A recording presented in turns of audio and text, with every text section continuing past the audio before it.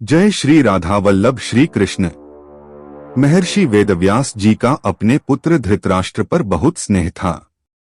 उस स्नेह के कारण उन्होंने धृतराष्ट्र के पास आकर कहा कि युद्ध होना और उसमें क्षत्रियों का भीषण संहार होना अवश्यंभावी है, इसे कोई टाल नहीं सकता। यदि तुम युद्ध देखना चाहते हो तो मैं तुम्हें दिव्य दृष्टि दे सकता हूँ, जिससे तुम यहीं बैठे बैठे युद्ध को अच्छी तरह से देख सकते हो। इस पर धृतराष्ट्र ने कहा कि मैं जन्म भर अंधा रहा, मैंने अपने पुत्रों को बड़े होते हुए और खेलते होते हुए नहीं देखा। अब उनको मरते हुए देखना नहीं चाहता, परंतु युद्ध कैसे हो रहा है यह समाचार जरूर सुनना चाहता हूँ। तब व्यास जी ने कहा कि मैं संजय को दिव्य दृष्टि देता हूँ, जिससे यह संपूर्ण युद्ध को, संपूर्ण घटनाओं को, सैनिकों के मन में आई हुई बातों को भी जान लेगा, सुन लेगा, देख लेगा और सब बातें तुम्हें सुना भी देगा। ऐसा कहकर व्यास जी ने संजय को दिव्य दृष्टि प्रदान की।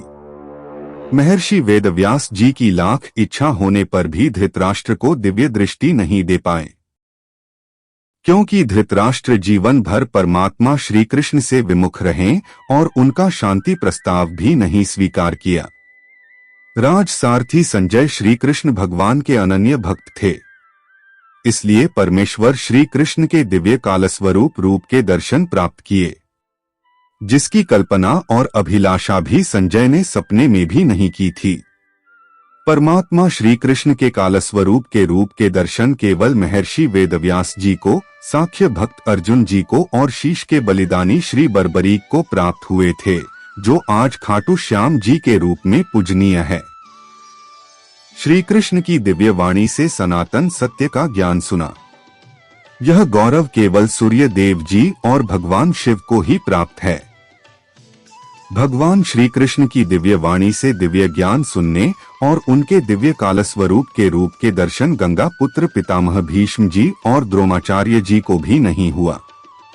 राजसारथी संजय के भाग्य की महिमा अतुलनीय है, इसलिए सभी भाई बहनों से प्रार्थना करते हैं, श्री कृष्ण की प्रेम रस भक्ति का पान करें, वो सब कुछ प्राप्त होगा जिसकी कल्पना भी नहीं की होगी। श्री कृष्ण अर्पणामस्तु।